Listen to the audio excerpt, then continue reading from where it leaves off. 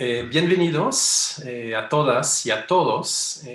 Acaban de ver una película que forma parte de la competencia internacional de FICUNAM, de la 11ª edición del festival, y Comete de Pascal Tagnati. Contamos con su presencia, realmente un gusto, y también contamos con la presencia del cinefotógrafo Javier Ruiz Gómez. Entonces, bueno, yo soy Sebastián Blayak, uno de los programadores del festival, y vamos a tener un diálogo de unos minutos para hablar de esta película que acaban de ver, y yo voy a empezar a hablar en francés con nuestros invitados.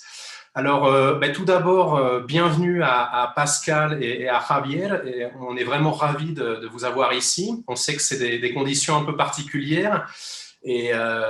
Mais c'est vraiment un plaisir de présenter Icomété dans le cadre du Festival international de ciné de la UNAM. Alors, le film récemment vient d'avoir sa première mondiale au Festival de cinéma de Rotterdam. D'ailleurs, il a eu une mention spéciale du jury, donc c'est vraiment un film tout récent. Comme vous avez pu voir, ce regard et cette immersion dans la Corse contemporaine. Alors, j'aimerais tout d'abord vous demander, Pascal, alors il s'agit d'un premier long métrage.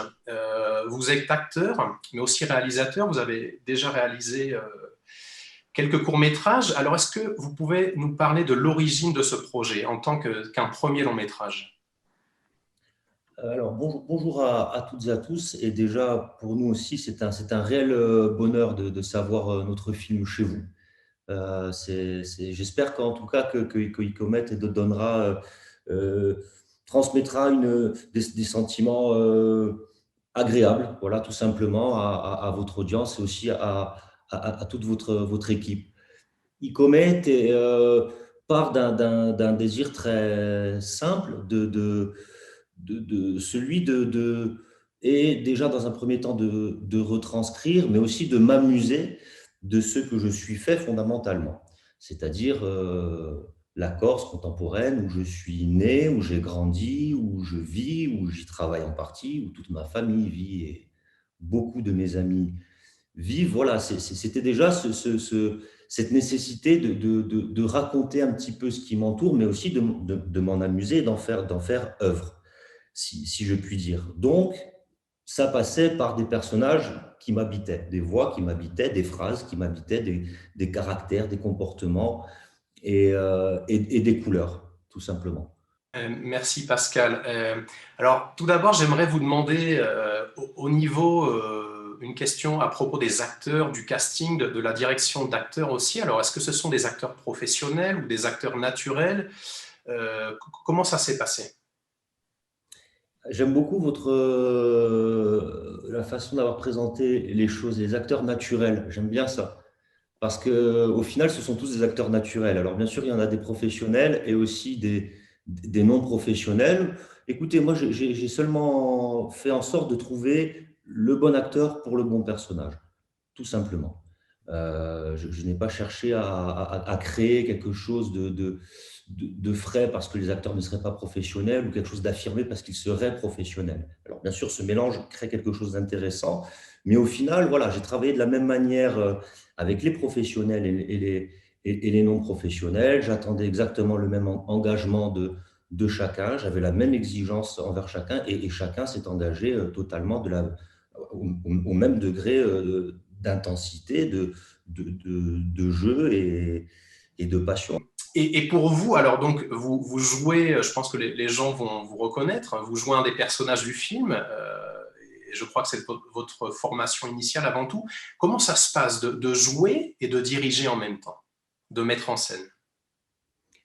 C'est vrai que c'est une démarche qui est particulière. Bon, à la fois, il s'avère que j'ai l'habitude. J'ai fait des mises en scène au théâtre dans lesquelles je jouais. Dans mes précédents films, je jouais aussi. Donc, c'est vrai que c'est une démarche qu'aujourd'hui, je me dis, bon, c'est assez naturel de le faire. Mais bon, il n'empêche que ça demande une concentration autre que quand on est uniquement acteur, une vigilance plus grande, puisqu'il faut aussi regarder autour de soi. Il y a toute une équipe autour de soi qui a aussi des attentes vis-à-vis de vous. Mais à la fois, il faut savoir aussi plonger dans son rôle et savoir se détacher de tout ça. Alors, ce yo-yo, Il est assez compliqué, effectivement, mais ça m'a appris aussi, au fil des films et des pièces, à aller un peu plus à l'essentiel. Alors, des fois, ça propose des choses intéressantes, puisque je frappe dans le mille juste, mais des fois, c'est vrai que ça peut être un petit peu frustrant parce que j'ai pas le, le, le, le temps nécessaire pour pouvoir aller un petit peu plus loin. Bon, après, dans l'ensemble, je pense que je m'en sors plutôt bien. Sur Icomet, c'était pas un choix, ça devait être un autre acteur à ma place. Mais aussi, ce qui est super important, c'est quand on est entouré de super acteurs et d'une équipe technique juste extraordinaire, c'est toujours beaucoup plus simple de jouer ce jeu-là. Peut-être que Ravière, il peut dire quelque chose à ce niveau-là, comment lui, il a ressenti ça, de jouer avec un réalisateur qui était acteur aussi. Je rebondis sur cette idée des acteurs naturels. Mais disons qu'effectivement, ils étaient tous des natural born actors. Je ne sais pas comment dire. Il y avait un truc un peu commun à tous. Et le premier, Pascal, d'avoir une espèce de présence physique de la personne qui faisait aussi que les situations et les scènes, comment dire, il n'y avait pas un truc de marque au sol. Les choses, elles s'est passées parce que chacun avait sa place aussi. Donc, il n'y avait pas une hiérarchie entre les comédiens plus, disons, avec plus de métiers. Parce que finalement, acter, c'est faire. Et faire, c'est faire et être quelque part. Donc, tout le monde était dans le film. Il y avait un espèce comment dire, Pascal aussi, par le fait qu'il était parmi eux, faisait aussi cette meneur de troupe davantage. Pour lui, peut-être, c'était plus difficile de se voir dedans et dehors, mais pour moi qui les voyais, disons, de l'autre côté, en étant dans le premier cercle, comment dire, c'était un peu le pivot, c'était un peu lui qui faisait un peu, voilà, que tout le monde avançait aussi dans une certaine mouvement d'ensemble, d'équipe, je sais pas comment dire, mais d'équipe au sens large, au sens des mouvances collectives, quoi. Alors, comment ça s'est passé au niveau du scénario et des dialogues? Alors, Pascal, donc, vous êtes le scénariste. Donc, Javier vient nous dire qu'en fait, il y avait très peu d'improvisation.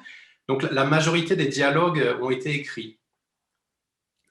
Absolument, oui. Le ratio, il est environ de 80-20. 80% du film sont des séquences issues du scénario et de dialogue, écrits au préalable. Et puis, il y a aussi une partie du film qui doit représenter à peu près 20% du film, qui sont des séquences, alors, soit issues de moments vraiment pris sur le vif, par exemple, le match de foot, un exemple voilà, assez concret, ou qui sont nés d'improvisation. Voilà, bon, classique, hein, je donne un thème et puis les acteurs évoluent avec ce thème.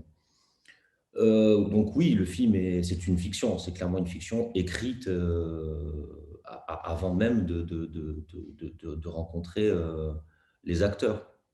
Alors, une question au niveau de la structure, de l'esthétique du film. Je crois que c'est vraiment un des aspects les plus singuliers, les plus oui, interrogatifs du film. Au niveau des images, du cadrage, de l'emplacement de la caméra, c'est un peu un film qui fonctionne comme une succession de tableaux qui, en première instance, paraissent un petit peu aléatoires. Puis petit à petit, il y a toute une complexité d'une communauté, d'un tissu social, de relations de famille qui commencent à se révéler. Mais j'aimerais vraiment vous demander, au niveau de cette structure du film, de l'emplacement de la caméra, de cette mise en scène qui est quelque chose de très intéressant, Et d'ailleurs, il y a toujours une certaine distance. C'est pas un film où il y a des close-up, il y a toujours une certaine distance avec les personnages. Est-ce que vous pouvez nous parler un petit peu de ce concept, de cette mise en caméra? Alors, moi, je vais vous parler de ce qui s'est passé dedans et Javier de la mise en scène. On va se partager les intentions. Alors, moi, la question du cadre fixe, plan séquence, c'était une partie pour pouvoir donner les pleins pouvoirs aux acteurs, leur laisser vraiment la responsabilité de rythmer la scène, de les dynamiser et de vivre avec le temps qui passe. Pas la durée, le temps qui passe, cette sensation de temps qui passe. C'est pour cela qu'il n'y a pas de découpage. C'est l'intention de donner vraiment toutes les responsabilités à l'intérieur du cadre aux acteurs. Ensuite, pour tout ce qui est de la distance et de comment on positionne le regard, je laisse Javier vous expliquer. En fait, au départ, on voulait faire un film entièrement en steadicam, en plan séquence, mais on s'est dit que, voilà, que peut-être ça va être un peu trop encombrant par rapport à les structures du film, et on a même allé jusqu'à avoir 2 caméras, donc dans un souci de faire un film très voilà, très découpé, très c'est dire ceci, cela, faire un montage très dynamique et tout ça. Et en fait, finalement, les dispositifs plus simples, en apparence, et c'était ces regards qui étaient une recherche assez particulière à chaque fois avec Pascal, parce qu'on s'est rencontrés, comment dire, on s'est rencontrés au niveau du cinéma. On avait travaillé ensemble sur d'autres films, mais pas dans ces rapports de lui réalisateur et moi à la caméra. On s'était rencontrés où lui il avait joué et moi j'étais derrière la caméra effectivement, mais on n'avait pas échangé là-dessus. Donc il y a eu une première rencontre qui s'est fait dans ces conditions, mais qui, comment dire, quand Pascal il m'a proposé de faire ce film, et ça a été sur une base de confiance mutuelle, de se dire, bah voilà, il m'a envoyé le scénario, on en a discuté au téléphone, parce qu'en plus, bah voilà, il y a une distance physique entre nous, pas que maintenant, pas qu'avec la situation d'aujourd'hui. Et Pascal, il habite effectivement en Corse, et moi, j'habite dans les continents, comme on dit, et en France. Et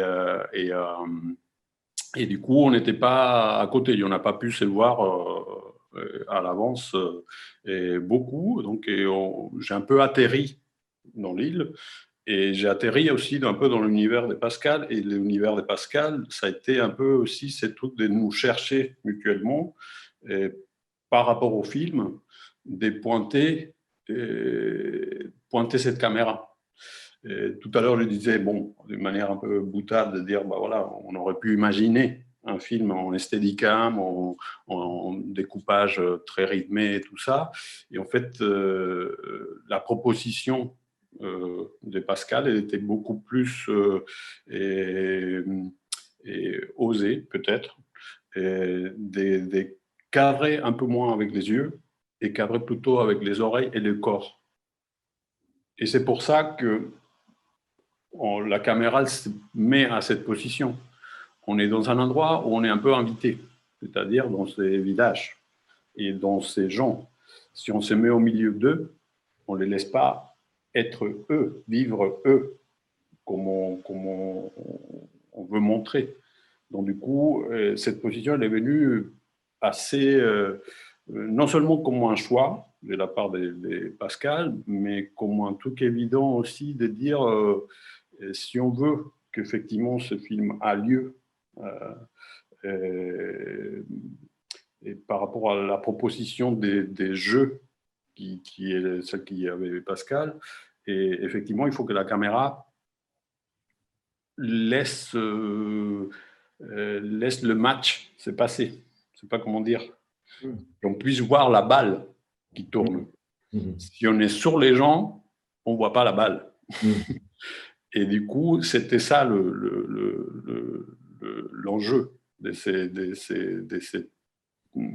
cette mise en image. Disons, la mise en scène, c'est vraiment la partie qui fait Pascal d'essayer mais c'était cette position, il y a eu des séquences où on s'est battu pour l'avoir et on se disait c'est pas encore bon, c'est pas encore bon, c'est pas encore bon. Il y a même des séquences où on les a tournées presque dans tous les sens jusqu'à trouver le bon axe et des fois c'était une évidence, des fois c'était voilà, on tombait juste et ça a tourné sans problème, quoi. Mais ça a été ça fait partie du jeu, disons. Ça fait partie du jeu. Cette caméra, ça fait partie du jeu. Cette position des caméras et cette emprise déjà sur les montages, effectivement. Alors, je voulais une question à propos du montage et du rythme. La forme filmique du film, comme je disais, est très particulière. Espèce d'esthétique, une mosaïque, une fresque, mais vraiment très réussie, très risquée aussi. Alors, comment ça s'est passé? Parce que je crois que Pascal, vous êtes également le monteur du film. Et donc, c'était un film très, très écrit, comme vous avez dit. Donc, est-ce qu'il y a eu beaucoup de différences entre l'écriture et le montage final? Ou à partir de quel moment vous avez trouvé le montage final, la forme filmique du film, qui est un film qui dure un petit peu plus de 2 heures? Il n'y a pas de grande différence entre le scénario et le montage final, en tout cas de la façon dont il se développe. Alors oui, le film a un petit peu bougé du scénario puisqu'il y a des séquences supplémentaires. Donc, c'était aussi un enjeu de voir comment ces séquences supplémentaires allaient se greffer au reste. Donc, c'était un travail qui faisait partie du montage. Mais à vrai dire, le montage, je l'ai trouvé assez rapidement, très rapidement. Je pense que j'ai passé beaucoup plus de temps au montage pour aller chercher les bonnes temporalités enfin, ce que j'estimais moi en tout cas être les bonnes temporalités des scènes, jouer avec l'attention du regard et forcément faire ressortir des détails. Mais le montage, j'ai trouvé assez rapidement, il est très très fidèle au film et voilà, donc l'attention est restée un petit peu la même, suivre le cours d'un été en passant par ces événements, encore une fois, un match de foot, un bal, bon, ce sont des points un petit peu, c'est un petit peu des checkpoints qu'on rencontre dans un été et à l'intérieur de ça, bon, ben voilà, le temps des retrouvailles, le temps de la réflexion, le temps de la fête, le temps de l'ennui, le temps de l'usure, le temps de la dispute. Voilà, je me suis référé à un été, je dirais, classique. Alors, parmi les innombrables séquences, scènes, enfin, ce sont tous des plans séquences, il y a quelque chose de très intéressant parce que finalement, on ne sait jamais ce qui va advenir, ce qui va venir. Je sais pas, je pense par exemple à cette scène du pianiste absolument magnifique. Donc, on ne sait jamais ce qui va venir et je trouve ça très, très intéressant en tant que spectateur. Alors, il y a cette scène explicite de la fille qui se masturbe face à la caméra. Alors, c'est le premier moment où la caméra, elle devient presque comme un personnage du film parce que il y a ce regard face caméra. Bon, il y aura entre guillemets, le contre-champ qui viendra beaucoup plus tard, c'est l'homme qui est en train de se masturber. Mais alors, est-ce que vous pouvez un peu nous parler de cette scène de la fille à côté de la rivière, assez explicite? Cette scène, déjà, voilà, pourquoi elle est filmée ainsi. Déjà, je ne voulais pas me retrouver dans l'espace du personnage qui regarde. Voilà, la caméra est avec les personnages qui actifs. Je ne voulais pas changer de règles, en tout cas. Alors, j'avais conscience que ça pouvait créer un trouble, un problème de compréhension, mais bon, c'est ainsi, c'est comme ça, c'est un acte, il est là, je le filme et on verra plus tard s'il se justifie ou s'il ne se justifie pas.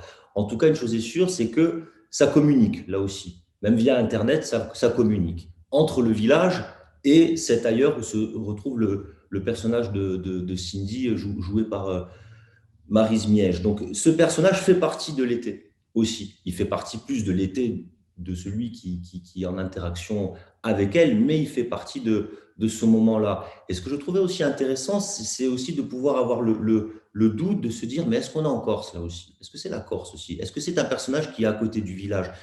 J'aime pouvoir qu'on puisse se questionner sur les choses sans pour autant trop brouiller les pistes, parce qu'il s'agit aussi de regarder un film. C'est important. Quant à la question de la pornographie, alors elle se réfléchit à différents niveaux.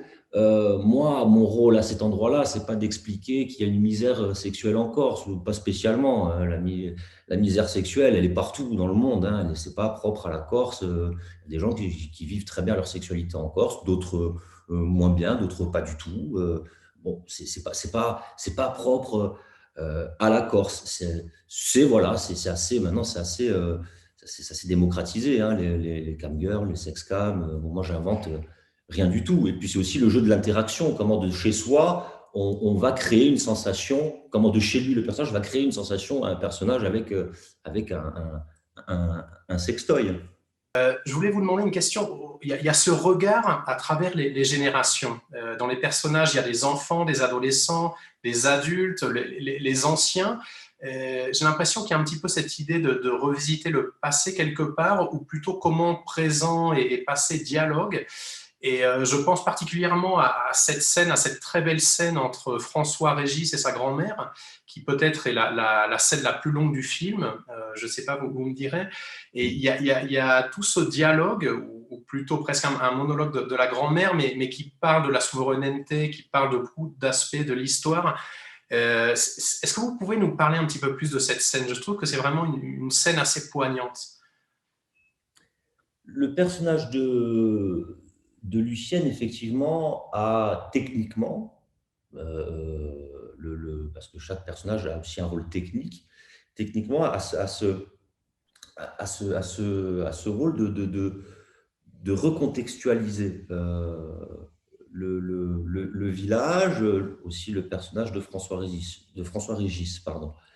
Lucienne, qui était une ancienne institutrice à l'époque des colonies, quand les Corses partaient dans les colonies, que ce soit en Indochine, en Algérie, et voilà, issue de cette histoire-là. Ce village est aussi l'héritage de ces choses-là. Et ensuite sont arrivés d'autres événements où des Corses sont partis en Afrique noire pour établir des affaires, souvent liées au cercle de jeu.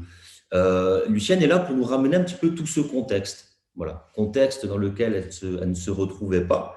En tout cas, c'est ce qu'elle exprime, mais bon, il n'empêche qu'elle a fait partie aussi de toute cette vague de Corses qui ont travaillé à l'étranger. Donc, elle est là aussi pour éclairer un petit peu ce passé-là, ce présent et son point de vue sur le présent. C'est un personnage qui est humainement politisé et qui aime parler de ces choses-là avec son petit-fils. Voilà, c'est aussi, si elle parle, c'est aussi parce qu'il y a aussi il y a aussi ce besoin de parler, mais c'est aussi comment dire, elle trouve en François Régis le répondant quelque part qu'elle attend. Pourtant, il ne parle pas beaucoup dans la scène, mais en tout cas, il y a une écoute qui est peut-être différente du reste de la famille. Ça ne veut pas dire qu'il a une meilleure écoute que les autres, hein. C'est pas du tout. Mais bon, en tout cas, ils s'y retrouvent tous les deux. Donc, cette scène sert beaucoup à ça, à rééclairer ce qu'il y a autour. Et là, une fois qu'on a un petit peu ces infos-là, on peut repartir dans un quotidien. Elle est très importante pour ça, pour donner un nouveau souffle pour ce qui suit. Ravière? Ouais, non, je pensais qu'il y a la réponse de François Régis, elle est en différé, et parce que c'est une autre scène qui est assez longue et qui fait une sorte de parenthèse dans le film, en tout cas comment ils sont présentés aujourd'hui, et dans le montage final. Et c'est où François Régis, il est au chevet de sa grand-mère. Il y a un tout très, très troublant de cette scène aussi, parce que c'est deux scènes un peu, un espèce de arrêt dans le temps. On ne sait pas s'il parle. Pour moi, ce personnage, il était un personnage presque pas fantôme, mais bon, c'est un peu le fantôme de la famille, entre guillemets. La grand-mère Lucienne, elle est bien pressante, mais quelque part, sa présence un peu entre deux mondes presque, parce qu'elle est assez vieille. On se dit, bah voilà, est-ce que elle va mourir ou qui sa mort est proche, ou quelqu'un qui, justement, parce qu'elle représente un autre temps, qui a disparu et qui est presque, pour les jeunes, il est presque un monde mythique. C'est comme parler c'est pas des gens d'extraterrestres, c'est-à-dire l'Indochine, ou c'est des choses qui ne sont pas vécues. Donc pour eux, c'est vraiment un truc très, très fantomatique, je dirais. Donc dans cette deuxième scène, pour moi aussi, il se passe quelque chose de très un autre registre du naturalisme ou du réalisme du reste, que je mets avec beaucoup de guillemets. Et il y a un tout très... pour moi, je pars dans un espèce d'imaginaire, même en les faisant qu'on les a fait, et il y avait une sorte de concentration assez, assez forte dans ces scènes, parce qu'en plus, c'est des scènes à deux. Et effectivement, il s'agit d'une écoute et d'une parole qui se déploie et qui est un peu un moment où on se assez introspective, voilà, qui fait un contraste aussi avec d'autres scènes qui sont plus festives ou mouvementées ou des conflits, mais celles-là, elles sont effectivement un rôle très particulier dans le film d'ancrage et en même temps d'envolade. Pour moi, c'est des scènes presque rêvées. Les deux, elles sont dans un temps et on voit pas les villages. En plus, c'est presque les villages, ils disparaissent dans ces deux scènes. Il y a plus, quoi. C'est vraiment comme des vaisseaux clos. On voit même pas des références à l'extérieur, que souvent dans d'autres scènes, on voit toujours une fenêtre. C'est des scènes vers l'intérieur. On voit pas d'ouverture. On voit pas des choses qui se passent vers l'extérieur. C'est peut-être un peu trop intellectualisé, mais je pense que, comment dire, d'une manière inconsciente, le fait de les avoir tournés comme ça, c'était que les scènes s'étaient écrites comme ça aussi. Justement, au sujet de la dernière image du film, quelque part, c'est un cadre dans le cadre. Je pense qu'il y a plusieurs images où il y a un aspect poétique, peut-être métaphorique. Je ne sais pas, après, c'est selon l'interprétation de chaque spectateur. Mais est-ce que c'était clair de terminer le film comme ça et qu'est-ce que ça pourrait signifier, cette image dans une image? C'est une image très intéressante, la fin du film. Je vais avoir du mal à en parler. En fait, je vais plutôt les servir. Pourquoi? Parce alors c'est Théo, hein, c'est le personnage. À la fin, c'est le personnage de Théo, hein, bien sûr. Mais je pense qu'il y a un moment donné dans le film où je me suis octroyé de plus être Théo, c'est bien ce moment-là. Donc c'est moi en fait.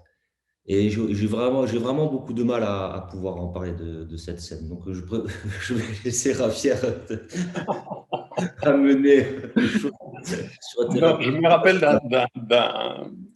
d'une remarque qui a été faite au moment où on l'a fait, que c'était le fait de dire euh, le rapport de Pascal avec les fenêtres. Et qu'effectivement, là, il y a une espèce de tordre encore l'histoire. Est-ce que ça raconte que, voilà, ce que vous venez de voir, c'est une histoire? Et voici, moi, c'est le réalisateur qui a fait ces films. Et qu'est-ce qu'il fait? Il pense l'encadrement. Ce qui est, voilà, pour ceux qui veulent dédier un peu des temps et des neurones à faire des études un peu sur les significations des choses. Peut-être que ça peut les laisser un peu du fil à retordre, de dire, ben voilà, il s'occupe de soigner ce cadre en bois qui est là depuis un moment, mais lui, il s'est dit, voilà, je pense ces cadres. Voilà. Très bien. Ben, vraiment, je vous remercie beaucoup, Pascal et Javier, pour votre temps, disponibilité et générosité. Très intéressant de dialoguer sur ce film. Je pense qu'on pourrait en parler plusieurs heures, tellement il y a d'innombrables scènes et de personnages, mais bon. Vraiment, encore merci. Moi, j'invite les spectateurs du festival à continuer à voir la compétition internationale et toute la programmation. Et merci beaucoup. C'est nous, vraiment. Merci à vous, voilà, pour cet échange, ce moment passé ensemble. C'est top. Merci beaucoup. Et voilà, en espérant que tout se passe bien et que voilà, que votre équipe s'éclate pendant cette édition et que quelque chose de spécial se passe aussi. Et voilà. En tout cas, on est très heureux encore une fois qu'Icomet soit parmi vous. Vraiment. Merci beaucoup. Ouais. Merci, ouais. Gracias a todos y esperamos que esta película o el hecho de hacer películas que siga haciendo un poco una especie de movimiento continuo de decir, pues bueno, hay cosas que hacer, hay cosas que seguir, hay historias que hay que seguir contando y hay todavía mucho por contar también, ¿no? Queda mucho por contar. Muchas gracias a ustedes dos. Invito a los espectadores a seguir viendo la programación del festival hasta el 28 de marzo. Gracias. Ok, merci.